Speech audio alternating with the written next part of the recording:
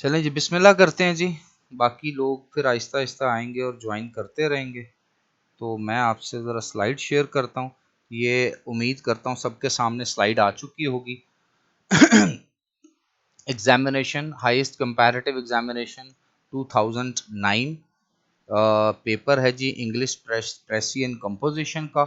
और यहाँ पर 2009 बल्कि 2012 तक, क्योंकि मेरी फाइनल अटैम्प्ट 2012 की थी, तब तक भी जो प्रेसी का क्वेश्चन था वो 25 नंबर का आता था। यहाँ पे आप देख सकते हैं 20 नंबर प्रेसी के थे और 5 नंबर थे टाइटल के। लेकिन अब आपका ये जो पेपर है ये आता है 20 नंबर का, जिसमें से 15 नंबर प्रेसी के होते हैं और 5 नंबर टाइटल के होते हैं। बाज़ औक़ात ये 22 नंबर का भी होता है, 20 नंबर प्रेसी करने के और 2 नंबर आपके टाइटल के होते हैं। ठीक हो गया जी। तो इसको हम करते हैं एज ऑफ आर रूल्स। हम चूंकि जो भी काम मैंने आपको जो टेक्निक्स या जो भी रूल्स बताए हैं उसके अकॉर्डिंगली आपने एग्जामिनेशन हॉल में जाके जो प्रैक्टिस करनी होती है क्लासरूम में भी और होमवर्क में भी, वो वही होती है जो एग्जामिनेशन हॉल में करनी होती है। यानी आपने रियल टाइम जब आपके सामने क्वेश्चन आ जाता है तो उसी के साथ साथ अपनी आंसर शीट पर रफ ड्राफ्ट नंबर 1 की हेडिंग देनी है, एक हेडिंग सूटेबल टाइटल्स की देनी है, दूसरी की सेंटेंसेस की देनी है और हेडर फुटर रूल अप्लाई करना है। शुरू के चंद सेंटेंसेस 2 या 3 सेंटेंसेस कंप्लीट पढ़ने हैं, आखिर के पढ़ने हैं। जो जो आप पढ़ते जाएंगे, जो जो आपके जहन में आइडिया आता जाएगा, उसका आप एक टाइटल सोचेंगे और वो आप यहाँ सूटेबल टाइटल्स में लिखते जाएंगे। जब ये आप पूरा पैसेज पढ़ लेंगे, हेडर का एरिया, फिर फुटर का एरिया, फिर मिडिल पोर्शन पढ़ लेंगे, तो आपके पास कुछ 6 7 8 टाइटल्स निकल आएंगे। उनमें से कोई एक टाइटल आपका बेहतरीन टाइटल भी हो सकता है जो आप अपने फाइनल ड्राफ्ट पे एज ए टाइटल यूज कर सकते हैं।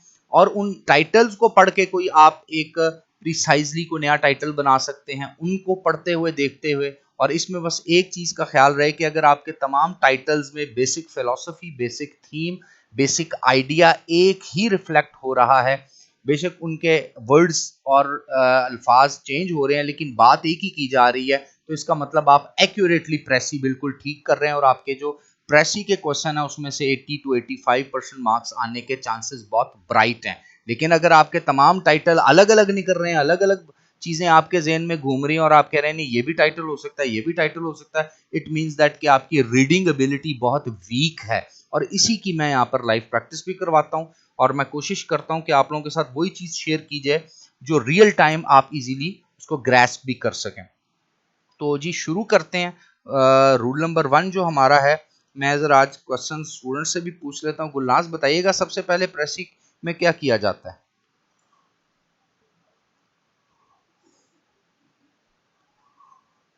सबसे पहले पहला पैराग्राफ पढ़ेंगे। ठीक हो गया,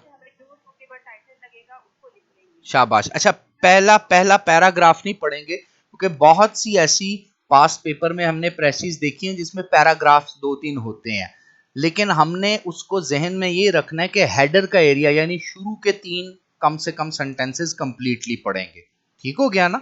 इसी तरह फिर फुटर यानी आखिरी सेंटेंसेस 2 या 3 कंप्लीटली पढ़ेंगे और जो भी जहन में टाइटल आएगा और टाइटल जो उसमें लिखा हुआ है उस थॉट के अकॉर्डिंगली रिफ्लेक्ट करके अपने वर्ड में आपने लिखना है। तो चलें जी बिस्मिल्लाह करते हैं जी, बिस्मिल्लाहिर्रहमानिर्रहीम।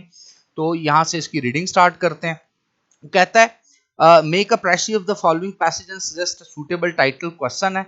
अच्छा जी, ये है क्या जी? वो कहता है from Plato to Tolstoy art has been accused of exciting our emotions and thus of disturbing the order and harmony of our moral life। थोड़ा सा सेंटेंस क्रिटिकल है, थोड़ा सा मुश्किल है, लेंथी सेंटेंस है और बाज का होता ही है कि जब इस तरह के क्रिटिकल और फिलोसॉफिकल और हिस्टोरिकल एरियाज में से या लिटरेचर डेंस इंपॉर्टेंट लिटरेचर के कॉन्सेप्ट्स वो आपको प्रेसी में देता है तो बात मुश्किल होती है। इसलिए मैं स्टूडेंट्स को कहता हूं कि past paper last 25 year 30 years के सॉल्व करें, सीएसएस के भी, पीएमएस के भी, जुडिशरी के भी, एओ लेवल्स के भी, इवन के भारत के अंदर जो पंजाब पब्लिक सर्विस कमीशन है वो भी, इंडियन एडमिनिस्ट्रेटिव जो आईएएस इंडियन एडमिनिस्ट्रेटिव सर्विसेज है उसके भी पास्ट पेपर सॉल्व करें ताकि आपकी एक तो वोकैबुलरी डेवलप हो, आपकी जो बाज का पास्ट पेपर सॉल्व करने से आपकी वैसे भी नॉलेज भी बढ़ती है। तो यहाँ पर वो जो बात कह रहा है मैं आपको उसको छोटे छोटे सेगमेंट्स में समझाने की कोशिश करूंगा। गौर से देखिएगा, वो कहता है फ्रॉम प्लेटो टू टॉल्स्टाई। तो बड़ा सिंपल है, वो कहता है प्लेटो से लेके टॉल्स्टाई तक, यानी प्लेटो जो था वो 399 बीसीई से स्टार्ट होता है और टॉल्स्टाई जो है वो मिडिवल दौर तक यानी एडी तक जिस हम अभी ईस्वी में रह रहे हैं उसके भी मिडिवल दौर तक का एक फिलोसोफर है। तो आप अंदाजा लगाएं कितना बड़ा टाइम पीरियड वो ले रहा है, वो ऑलमोस्ट 1500-1600 साल की एक हिस्ट्री बयान कर रहा है कि प्लेटो से लेकर टॉल्स्टाई तक art has been accused of exciting our emotions. जो फन है, फन फन का मतलब होता है एक अच्छी नज्म, गाना, पोइट्री, ड्रामा, आर्टिस्टिक परफॉर्मेंस, कोई म्यूजिक बजा देना या उसके साथ साथ कोई किरदार कशी करना, नसर निगारी करना, नज़म निगारी करना, सैडनेस से रिलेटेड कोई चीज़ लिख देना, कोई स्टोरी राइटिंग करना, कोई पेंटिंग करना, यानी वो तमाम चीज़ें जो फ़न के हिस्से में आती हैं उसको आर्ट कहते हैं। फ़नून लतीफ़ा जिसको हम उर्दू में फ़न या फ़नून लतीफ़ा बोलते हैं। तो वो कहता है प्लेटो से लेके टॉल्स्टाई तक जो फ़नून लतीफ़ा फ़न यानी आर्ट है, has been accused of exciting our emotions. तो फ़नून लतीफ़ा पे इल्ज़ाम लगाया गया कि ये जो फ़नून लतीफ़ा हैं, शेर व शायरी है, नज़म है, मरसिया है, ये तारीखी बातें हैं, इसके साथ साथ परफॉर्मेंसेस हैं, गज़ल है, इस तरह की जितनी भी चीज़ें हैं ये इंसानी इमोशंस को एक्साइट करती हैं यानी उभारती हैं। तो वो कहता है चाहे वो प्लेटो हो या प्लेटो के बाद आने वाले जितने भी फिलोसोफर हों, यहां तक के टॉल्स्टाई तक जितने भी बड़े थिंकर और फिलोसोफर आए हैं दुनिया में, उन्होंने ये कहा है और उनका ये मानना था कि जो फनून लतीफ़ा हैं ये जिम्मेदार हैं। अक्यूज का मतलब है जिम्मेदारी लगाई जाती है, इल्जाम लगाया जाता है। एक्साइटिंग आर इमोशंस यानी इंसानों के इमोशंस को, फीलिंग्स को उभार देते हैं। एंड दस और नतीजतन of disturbing the order and harmony of our moral life. तो जब ऑब्वियस सी बात है आपके इमोशंस उभर जाएंगे तो एक आप अखलाकी जिंदगी गुजार रहे होते हैं, जाहिर सी बात है चूंकि तारीखी तौर पर ये पस मंजर वो खींच रहा है प्लेटो से लेके टॉल्स्टाई तक, तो ये वो दौर है जो प्री हजरत ईसा अलैहिस्सलाम यानी BC before Christ peace be upon him का है। और हजरत ईसा अलैहिस्सलाम से 300-350 साल पहले और हजरत ईसा अलैहिस्सलाम के तकरीबन 1000 साल बाद तक भी अगर आप गौर से देखें 1500 साल तक भी, तो जो मजहब था वो ये समझता था, या जो मजहबी लोग थे, इवन के क्रिश्चियनिटी भी वेस्ट में ये समझा करती थी, मगरिब में ये समझा करती थी, या पोप की ये डायरेक्शन हुआ करती थी कि ये जितने भी आर्टिस्टिक एक्टिविटीज हैं, फनून लतीफ़ा हैं, ये जज्बात पैदा करते हैं। और जज्बात से क्या होता है, इंसान अपनी रूटीन एक्टिविटी से हट जाता है। जिस तरह अक्सर लोग आशिक मिजाज हो जाते हैं, अक्सर लोग जो है वो सैडनेस में चले जाते हैं, कोई पुराना नगमा देख के किसी की याद उनको सता जाए, या कोई गजल पढ़ के, या इस तरह की कोई भी चीजें। और फिर ये वेस्टेज ऑफ टाइम भी है, आप फन पारे बना रहे हैं, पेंटिंग कर रहे हैं, और आपको पता है ना नॉर्मली आर्टिस्ट या फनकार को सोसाइटी जो है वो पीनलाइज करती रही, और क्रिश्चियनिटी में तो ये बहुत ज्यादा होता था। तो वो कहता है टॉल प्लेटो से लेके टॉल्स्टाई तक जो फनून लतीफ़ा या फन था उसको लो हमेशा इल्ज़ाम मुर्दे इल्ज़ाम ठहराया गया कि यही आर्ट या फनून लतीफ़ा की ब्रांचेस या फनून लतीफ़ा इटसेल्फ है जो इंसानी फीलिंग्स को उभार देता है। और जब इंसानी फीलिंग उभर आती हैं तो उसकी जो ऑर्डर होता है, जो जब्त होता है, जो नज़्मो ज़ब्त होता है, उसकी ज़िंदगी में हारमनी सुकून होती है, उसकी इखलाकी ज़िंदगी में वो नहीं हो सकता। अब इसके लिए बड़ा एक तारीखी आपको हिस्टोरिकल फैक्ट पता होना ज़रूरी है सेंटेंस को अंडरस्टैंड करने के लिए, कि तारीख में आप देखें तो जितनी बड़ी रेवोल्यूशंस आई हैं, लोग इकट्ठे हुए हैं, मूवमेंट्स सही है, चाहे रिलीजियस मूवमेंट हो, पॉलिटिकल मूवमेंट, उसमें आर्ट का, शेर व शायरी का, उसमें अफसानों का, उसमें कहानियों का, उसमें डिफरेंट ड्रामास का, डिफरेंट पेंटिंग्स का बड़ा किरदार रहा है। उससे इंस्पिरेशंस लेते थे लोग। हमारे अभी रिसेंट पास्ट में आप देख लें पाकिस्तान मूवमेंट में इलामा इकबाल का कितना बड़ा रोल रहा है मुसलमानों की फीलिंग्स को जगाने का। जो इकबाल का कॉन्सेप्ट है मर्द मोमिन का, इकबाल का कॉन्सेप्ट है खुदी का। तो ये प्लेटो से लेकर टॉल्स्टाई तक इस टाइप के लोगों को बुरा कहा जाता था क्योंकि ये लोगों के जज्बात को उभारते थे। अगर जज्बात ना उभरे तो जिस तरह का निज़ाम, जिस तरह का मजहब, जिस तरह का माशरा, जिस तरह की माशरत, जिस तरह का समाज है, लोग उसको फॉलो करते रहते हैं। लेकिन ये बड़ी बड़ी तकरीरें, जज्बाती खिताबात, शेर व शायरी का इस्तेमाल, आप देख लें इंसान फिर कितना ज्यादा इमोशनलाइज हो जाता है और फिर वो रूटीन लाइफ और रूटीन चीजों पे सवाल उठाता है। जब वो सवाल उठाएगा तो वो सवाल शायद मजहब के खिलाफ भी उठ सकते हैं, जिस तरह क्रिश्चियनिटी में हुआ। वो सवाल निज़ाम हुकूमत पे भी उठ सकते हैं। वो सवाल मोनार्की, डिक्टेटरशिप, इस पे भी उठ सकते हैं। लोग क्या पता जमहूरियत के हक में हो। आप देखते हैं हमारे, हाँ, अभी रिसेंट पास्ट में 80s और 90s में, इवन के 70s में भी बड़े बड़े जलाली किस्म के शायर गुजरे हैं, जिसमें हबीब जालिब का नाम आता है, जिसमें अहमद फराज, फैज अहमद फैज। तो इन लोगों ने भी बड़ी एक हुर्रियत किस्म की एक्टिविटीज जो पाकिस्तान के लोग हैं उसमें दी। इसी तरह भी आप कश्मीर के अंदर फ्रीडम मूवमेंट देख रहे हैं, जो कि इलीगली इंडियन ऑक्यूपाइड एरिया है, जहां पर उन्होंने गजब किया हुआ है। तो वहां पर भी बड़े बड़े तराने, बड़े बड़े नगमे और बड़ी बड़ी शायरी, इंस्पिरेशन से भरी हुई शायरी आती है। तो वो लोग फिर उस मगलूब भारत के खिलाफ उठते हैं और जामे शहादत नोश करने के लिए तैयार हो जाते हैं। तो उनके इमोशंस बाहर आते हैं, तो वो ऐसा करते हैं ना।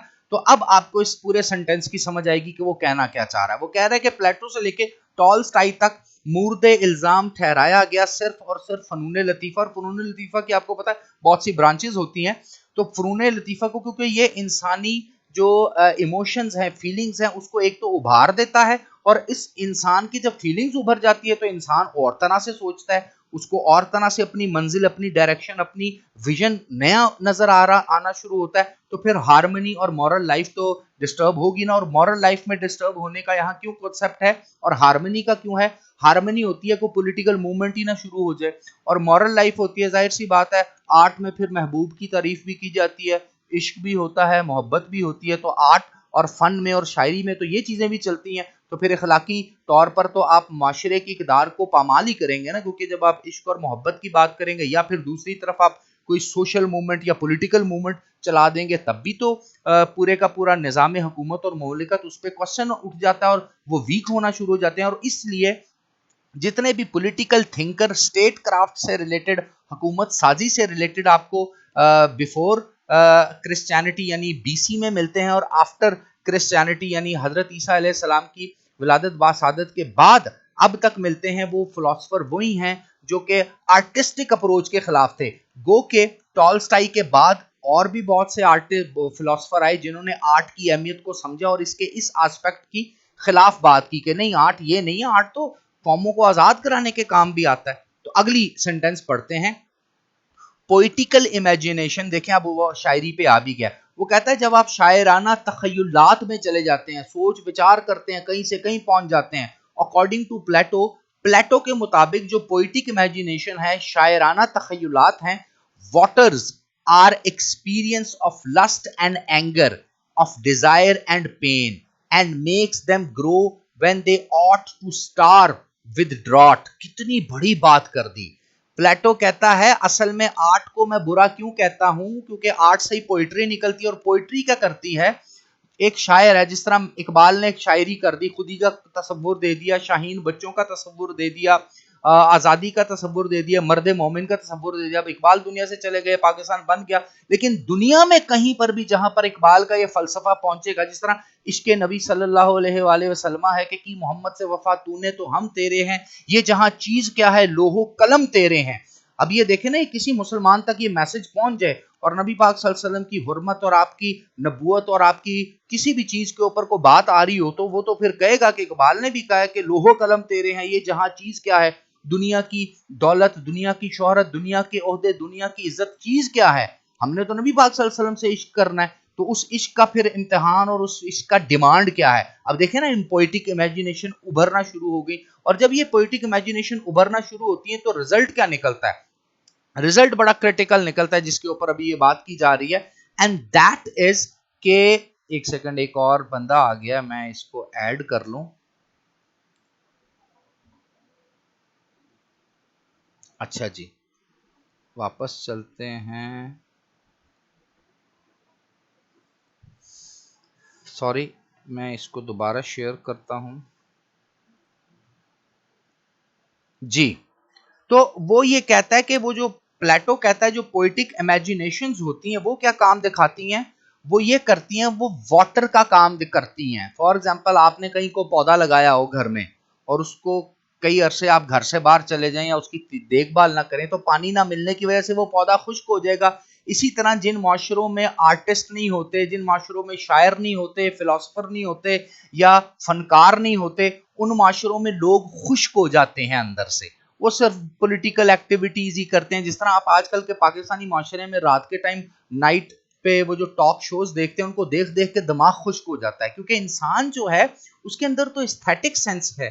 जो एस्थेटिक सेंस का मतलब होता है किसी भी हुस्न की तारीफ करने की एबिलिटी, यानी जमालियाती एबिलिटी आपके अंदर होती है। आप मौसम से दिल फरेबी आती है, बेहतरीन हवा चले, खूबसूरत फूलों का खिलना, बागों का होना, किसी बेहतरीन इंसान की कंपनी आपके साथ होना, अपने और करीबियों, दोस्तों, पेरेंट्स और अच्छी यादों को रिकलेक्ट करना, ये फीलिंग्स इंसान के अंदर होती हैं। तो प्लेटो कहता है कि जब पोइटिक इमेजिनेशन किसी की मिलती है, एक शायर की शायरी आप तक पहुंचती है या वो शायरी आपके ज़हन को टच करती है, तो होता क्या है, waters are experience of lust and anger.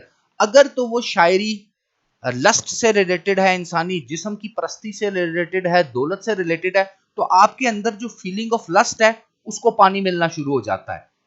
अगर गुस्सेल है, जज्बाती है, तो उस फीलिंग ऑफ जज्बा और गुस्सेल यानी एंगर को आपके अंदर बहुत ज्यादा फीलिंग, जिस तरह जो मुसलमानाने बर्रे सगीर थे उनके दिलों में बहुत ज्यादा एंगर था अंग्रेजों के खिलाफ, तो जब इकबाल की शायरी सुनते थे तो वो एंगर बढ़ता था, वो हुर्रियत पसंदी और आजादी की मूवमेंट और उनके अंदर जज्बा मारती थी।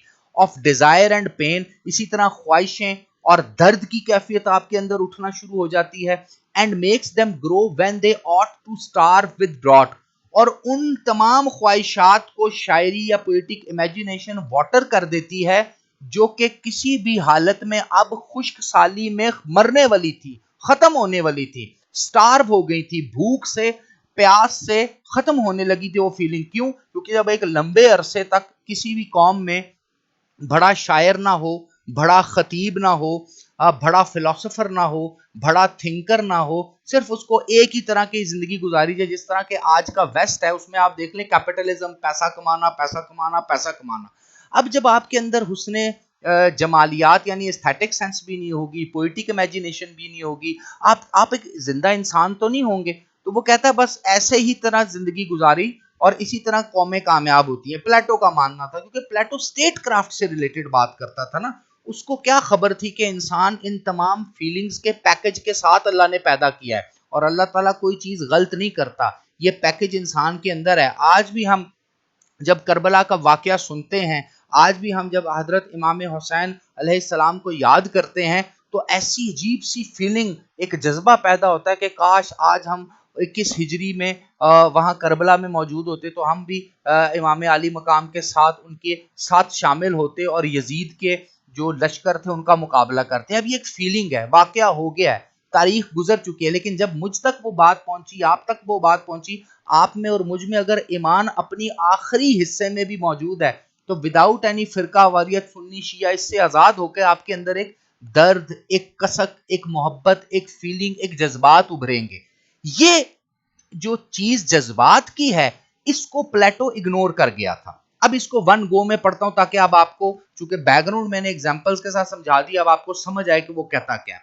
वो कहता है फ्रॉम प्लेटो टू टॉल्स्टाई, प्लेटो से लेके टॉल्स्टाई तक, art has been accused of exciting our emotions and thus of disturbing the order and harmony of our moral life। जो फन है या फनून लतीफ़ा है, उसी को हमेशा मुर्द इल्ज़ाम ठहराया गया कि इस फनून लतीफ़ा की वजह से, शायरों की वजह से, फिलोसफर्स की वजह से, पेंटर्स की वजह से, इन लोगों की वजह से क्या होता है कि लोगों, आम पब्लिक के इमोशन उभरना शुरू हो जाते हैं, और जब उनके इमोशन उभरते हैं तो उनकी जो आम लाइफ है उसमें ऑर्डर और हार्मनी यानी तवाजन और सुकून या नॉर्मल नहीं रहती वो, और क्या होता है, उनकी अखलाकी जिंदगियां भी खराब होती हैं। पोइटिक इमेजिनेशन अकॉर्डिंग टू प्लेटो, प्लेटो के मुताबिक जो पोइटिक इमेजिनेशन और शायराना तखयलात या सोचें होती हैं, waters are experience of lust, anger, desire, pain and makes them grow when they ought to starve with drought। तो जो पोइटिक इमेजिनेशन होती है वो हमारे अंदर की कुछ फीलिंग्स हैं जो पहले से मौजूद है। अच्छा, प्लेटो ये मानता है कि हमारे अंदर फीलिंग्स मौजूद हैं,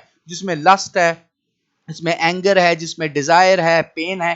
इनको दोबारा से पानी दे देती हैं। यानी शायराना कोई गजल, कोई थॉट, कोई शायराना मैसेज आपको मिलता है, कोई मरसिया, कोई नज़म, कोई नात, कोई हमद, कोई ऐसी चीज जब आप तक पहुंचती, इवन के कोई मिल्ली नगमा, कोई आम सा रोमानवी नगमा, इश्क व मोहब्बत की कोई दास्तान, कोई हीर रांझा और महिवाल का किस्सा, सस्सी पन्नू का किस्सा, सोनी महिवाल का किस्सा, रोमियो जूलियट का किस्सा, ये भी तो आपके अंदर वो फीलिंग पैदा करते हैं ना। तो वो कहता है ये हमारे उस मुर्दा फीलिंग्स को, जो कि पहले से पानी की वजह से, कम पानी मिलने की वजह से खत्म होने वाली थी और एक खुश्क साली का शिकार थी, उनको दोबारा नया पानी मिल जाता है। यानी इसका मतलब प्लेटो मानता है कि इंसान के अंदर ये फीलिंग्स होती हैं, बेशक उसको दबा दिया जाए, लेकिन जैसे ही उसको पोएटिक इमेजिनेशन मिलेगी वो फीलिंग उभर जाएगी। टॉलस्टाई अब दूसरी तरफ वो बता रहा है टॉलस्टाई आर्ट को क्या समझता था। Sees in art a source of infection. ले जी, प्लेटो तो कहता है कि ये आर्ट जो है ये हमारी अंदर की ये जितनी फीलिंग्स मैंने बताई इनको वाटर करती है, हत्ता के फीलिंग दब के, मर के, ड्रॉट, खुश्क साली से स्टार्व आउट हो चुकी होती है, फिर जैसे ही शायरी आती है तो ये हरी भरी हो जाती है। टॉलस्टाई उससे भी एक कदम आगे जाता है और वो कहता है टॉलस्टाई देखता है फन को या फनून लतीफा को सोर्स ऑफ इन्फेक्शन, यानी ये एक बीमारी है, ये एक बैक्टीरिया है, ये एक वायरस है। जिस तरह कोई जख्म हो जाता है और उसमें पीप भर जाती है, इस तरह टॉलस्टाई कहता है जैसे ही आपके बदन में, आपकी सोच में, आपके तखयलात में आर्टिस्टिक अप्रोच आ जाती है तो समझे अब उस जिस्म में इन्फेक्शन हो गया है, वो शख्स, वो कौम जो है वो मुर्दा हो चुकी है, या फिर वो कौम ऐसी है जो कि बीमारियों में फंसी हुई कौम बन चुकी है। क्योंकि टॉलस्टाई के नजदीक भी आर्ट बुरी चीज थी, नॉट ओनली इन इन्फेक्शन, बल्कि वो कहता है सिर्फ और सिर्फ आर्ट एक सोर्स ऑफ इन्फेक्शन नहीं है। He says a sign of art but the degree of infectiousness is also the sole measure of excellence in art. कितनी और दर्जे तक वो पहुंच गया। वो कहता है कि अगर आपने ये देखना हो ना कि कोई बंदा कितना बड़ा आर्टिस्ट है तो वो उतना ही ज्यादा इन्फेक्शियस होगा। यानी वो कहता है कि टॉलस्टाई की नज़र में आर्ट जो है, फन जो है, फनून लतीफ़ा जो है, शायरी जो है, पेंटिंग जो है, तख़य्युलात जो हैं, नसर निगारी जो है, नोहा निगारी जो है, नज़म निगारी जो है, या अपनी बात को तकरीर के अंदाज में करने का भी एक फ़न होता है, जिस तरह teaching is also an art. तो वो कहता है वो जो आर्ट लोगों में आ जाता है ना तो समझ लें वो लोग इन्फेक्शियस हो गए, उनमें कोई बीमारी लग गई, उनको इन्फेक्शन हो गया। और अगर आपने ये देखना है कि किस लेवल का उसका इन्फेक्शन है तो जितना कमाल उसका आर्ट होगा, यानी जितना बड़ा शायर होगा उतना ज्यादा इन्फेक्शियस है वो, जी उतनी ज्यादा गंदी बीमारी उसको लग चुकी है। यानी इस लेवल तक टॉलस्टॉय कहता था।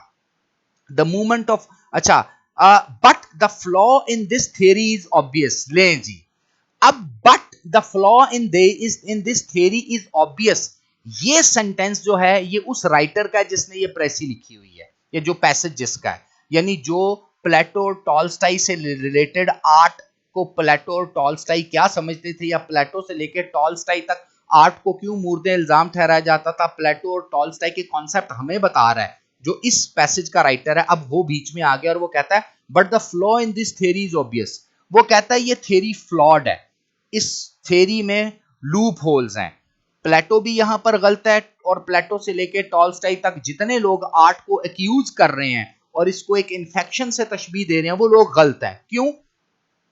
Tolstoy suppresses a fundamental movement of art, the movement of form। Tolstoy सबसे बड़ी बात क्या कर रहा है, दबा रहा है, सप्रेस कर रहा है a fundamental movement of art. Art यानी फन का एक बुनियादी मूवमेंट, एक हिस्सा वक्त का, जब इंसान के अंदर वो फन आता है, द मूवमेंट ऑफ फॉर्म। क्योंकि आर्ट तो हर एक बंदे के अंदर छुपा होता है, लेकिन जैसे ही उस आर्ट को कोई शक्ल मिलती है तो वो सामने आ जाता है। जिस तरह एक शख्स है, उसके अंदर बहुत सा गम छुपा हुआ है, लेकिन जैसे ही वो शायरी करना शुरू करता है तो उस गम को शायरी की शक्ल मिल जाती है, नज़म की शक्ल मिल जाती है, किस्से की शक्ल मिल जाती है। एक शख्स जो बेहतरीन मुकर्रर है, वो जब एक जगह पे जाके अल्फाज का इस्तेमाल करता है तो वो जो अल्फाज का इस्तेमाल है उसके अंदर की फीलिंग्स बाहर ले आता है।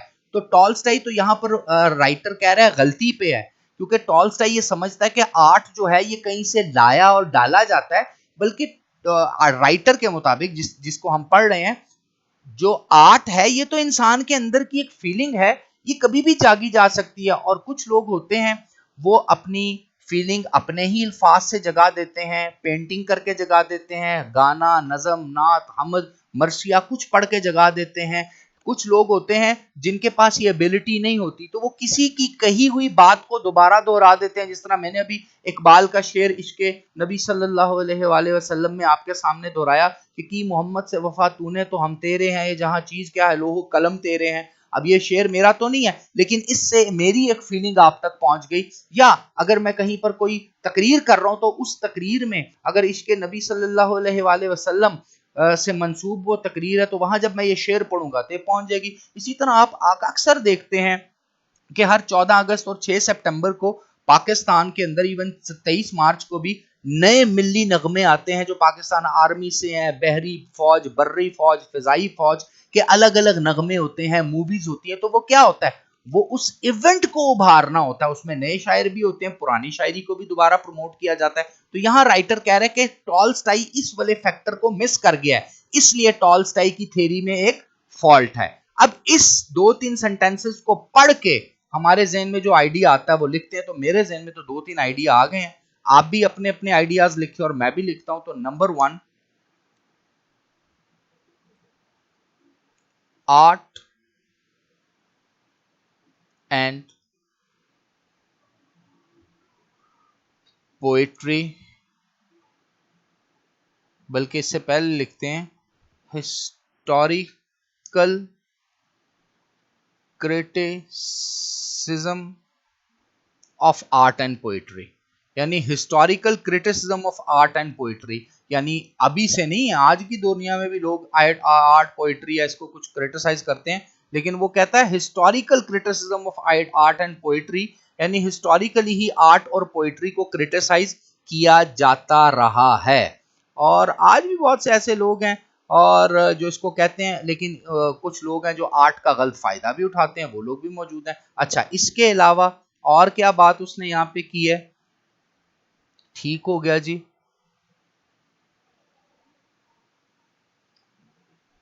प्लेटो एंड टॉल्स्टाई,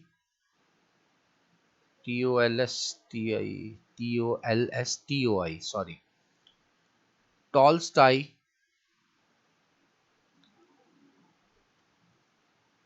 एक्यूज्ड आर्ट, इन दोनों ने आर्ट को क्या किया, एक्यूज किया।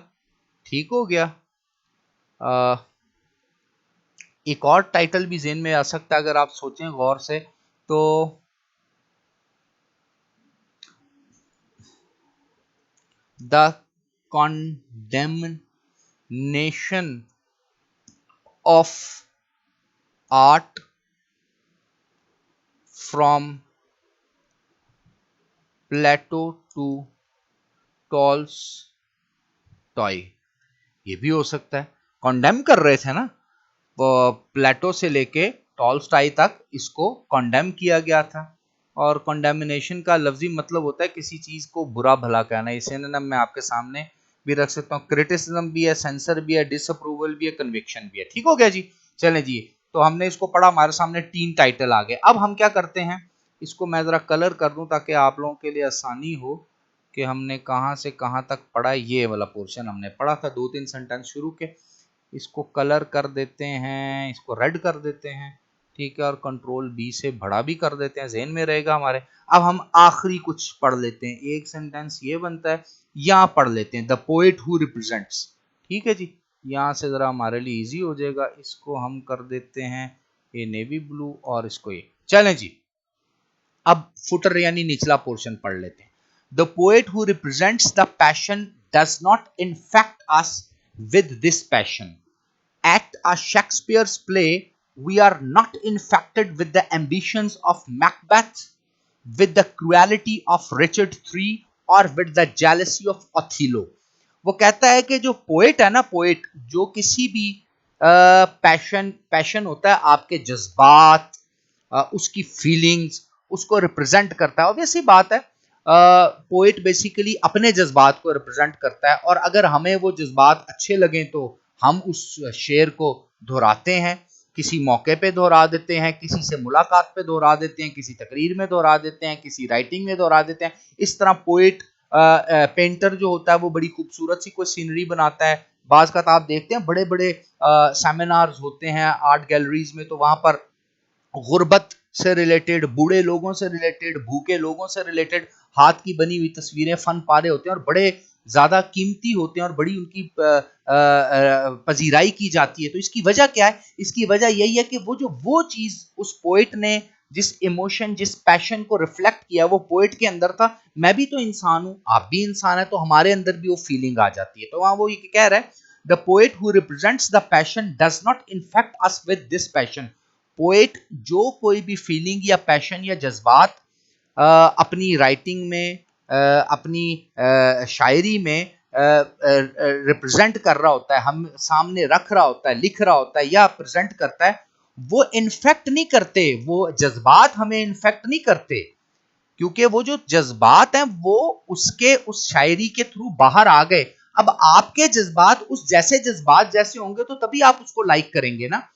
As at a Shakespeare play, वो कहता है शेक्सपियर का अगर ड्रामा देखा जाए, we are not infected with the ambitions of Macbeth. तो मैकबेथ एक कैरेक्टर है उसका, उसके जो एम्बिशंस थे, उसके जो उसने जो डिजायर्स और अपनी जो बनाई हुई थी कि मैं ये करूंगा, यहां पहुंचूंगा, ये हासिल करूंगा, वो कहता है उससे तो एज ए व्यूवर हम इफेक्ट नहीं होते। With the cruelty of Richard three, और रिचर्ड थ्री जो उसका कैरेक्टर है वो कितना ज्यादा जालिम है, उसको देख के हम जालिम तो नहीं हो जाते। और विद द जेलसी ऑफ ऑथलो, तो उस कैरेक्टर में जो जेलस होता है ऑथलो, उससे हम जेलस तो नहीं हो जाते। और नॉर्मली मैं और आप ड्रामा देखते हैं, फिल्म देखते हैं, हम तो उसमें छुपे हुए मैसेज को लेते हैं। इसी तरह तारीख में शायरी को जब हम पढ़ते हैं तो शायरी में एक मैसेज छुपा होता है, बल्कि वो जो कैरेक्टर हमें नजर आ रहे होते हैं, हम वो तो नहीं बन जाते ना, या उन कैरेक्टर को फॉलो तो नहीं करते, बल्कि उनके अंदर की जो फीलिंग्स हैं, अच्छाई और बुराई को जो रिप्रेजेंट किया जाता है उस ड्रामा में, उस हिस्टोरिकल फैक्ट में या उस शायरी में, हम उसका आपस में तकाबली जायजा या कंपैरिजन करके उससे लर्निंग करते हैं। We are not at the mercy of these emotions. Very well, हम उन इमोशंस के हाथ पे तो डिपेंडेंट नहीं होते ना, कि जो फीलिंग्स हमें दिखा दी गई हमारी भी वही फीलिंग होगी। हम तो उनमें से जो बेहतरीन फीलिंग है, और आप दुनिया में किसी भी मजहब, किसी भी कौम में चले जाएं, किसी भी रेस में चले जाएं, झूठ झूठी है, सच सच्ची है, कैरेक्टर कैरेक्टर ही है, मेहनत मेहनत ही है। मुसलमानों में भी हार्डवर्क का कॉन्सेप्ट है, जापानीज, चाइनीज और अमेरिकन में भी हार्डवर्क का कॉन्सेप्ट है। हर जगह तकलीफ हो तो आंसू आते हैं, हर इंसान को आंसू आते हैं। तो इसका मतलब ये आप किसी से कैरी नहीं करते फीलिंग्स और इमोशंस, ये तो आपके अंदर होते हैं। वी लुक थ्रू देम, हम इन्हें देखते हैं। We seem to penetrate into their very nature, और हम उनके अंदर डीप तक जाते हैं, उनकी असलियत, उनकी हकीकत को जानने के लिए, उसकी फितरत को जानने के लिए, एंड एसेंस, और उसका फिर एक लुब्बे लुबाब देखते हैं। In this respect, Shakespeare's theory of dramatic art या dramatic art, if he had such a theory, is in the complete agreement with the conception of fine arts of the great painters and sculpture। तो कहता है कि अगर आप उसकी theory देखें, Shakespeare की थ्योरी, ड्रामेटिक आर्ट की थ्योरी, के ड्रामे के थ्रू भी आर्ट को प्रमोट किया जाता है, अच्छाई बुराई को दिखाकर लोगों में अच्छाई को अपनाने और बुराई को बुरा कहने की फीलिंग्स दानी जाती है। तो वो कहता है अगर अगर उसकी कोई ऐसी थ्योरी थी अपने ड्रामास के पीछे, हैमलेट उसका एक बड़ा मशहूर ड्रामा है, लिटरेचर में लोग उसको पढ़ते हैं, मूवीज उस पर बनी, आप देख भी सकते हैं यूट्यूब पर। तो वो कहता है उस ड्रामे में या उसकी जो थ्योरी थी उस ड्रामेटिक आर्ट को प्रमोट करने के लिए, वो यही थी कि इंसान खुद फैसला करे और डेप्थ में जाकर के देखे हर चीज की नेचर। यानी अगर आप देखें तो दुनिया की किसी भी मूवी मेकर ने, ड्रामा मेकर ने, आर्टिस्ट ने कोई भी राइटिंग की हो, ड्रामा किया हो, स्क्रीन प्ले किया हो, टेली थिएटर किया हो, फिल्म बनाई हो, डॉक्यूमेंट्री बनाई हो, उसके आखिर में फतह हक की होती है, फतह सच की होती है। कभी शैतान की फतह नहीं वो दिखाएंगे, क्योंकि ये है ही नहीं, it is against human nature. तो वो कहता है कि is in complete agreement with the conception of fine arts, और जो शेक्सपियर का काम है वो तो बिल्कुल अकॉर्डिंग टू फाइन आर्ट्स है। शेक्सपियर तो उसको प्रमोट करता है, बल्कि टॉल्स्टॉय, प्लेटो वगैरह तो उसको बुरा समझते थे। हालांकि जो मॉडर्न एज के, आज की एज के, रिसेंट पास्ट हिस्ट्री में हमें बड़े फिलोसोफर, राइटर्स, थिंकर मिलते हैं, वो तो आर्ट को बुरा जानते ही नहीं, तो यहां पे कहेंगे, इसके भी टाइटल लिख देते हैं, तो modern day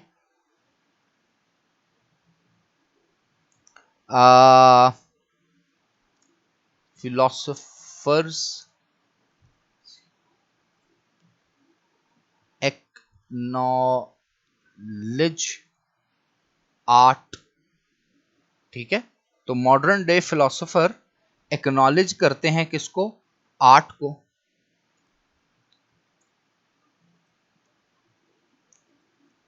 कॉन्टेम्पोरेरी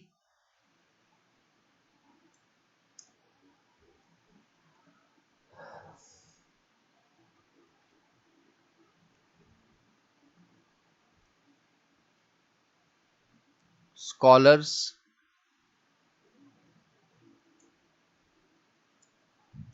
admire fine arts.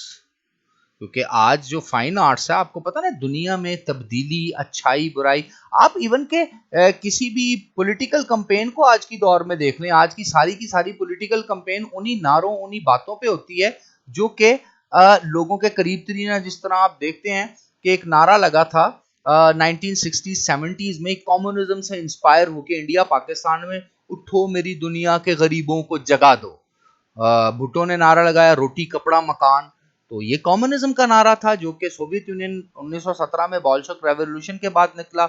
और ये नारा बेसिकली जो इजाद हुआ था 1847 के बाद, इस नारे को जिला बख्शी थी कार्ल मार्क्स ने। तो ये तो बहुत बड़ी बड़ी बातें, बड़ी बड़ी, और आर्ट की, फाइन आर्ट्स की कॉन्टेम्परेरी स्कॉलर एडमायर क्यों ना करें आज की मौजूदा वर्ल्ड। और इंसानियत, बल्कि मेरे और आपके अंदर इंसान होने की फीलिंग और जज्बात ही तब तक नहीं आ सकते जब हम अपने अंदर के जज्बात को नहीं जगाएंगे, वरना मैं तो आप एक स्कैवेंजर बन जाएंगे, मैं और आप एक प्रीडेटर बन जाएंगे, डेवल बन जाएंगे। तो यहां पर हमें ऊपर से और नीचे दोनों हेडर और फुटर पढ़ के एक चीज तो मिली कि एक कंपैरिजन हो रहा है प्रिमिटिव दौर का और कॉन्टेम्परेरी दौर का। तो कंपैरिजन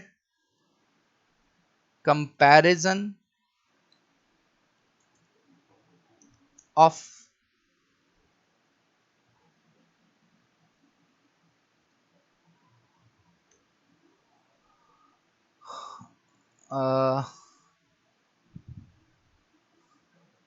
या कंपैरेटिव एनालिसिस कर दें जी, कंपैरेटिव एनालिसिस, क्योंकि राइटर ने तो हमारे सामने कंपैरेटिव एनालिसिस ही रख दिया ना।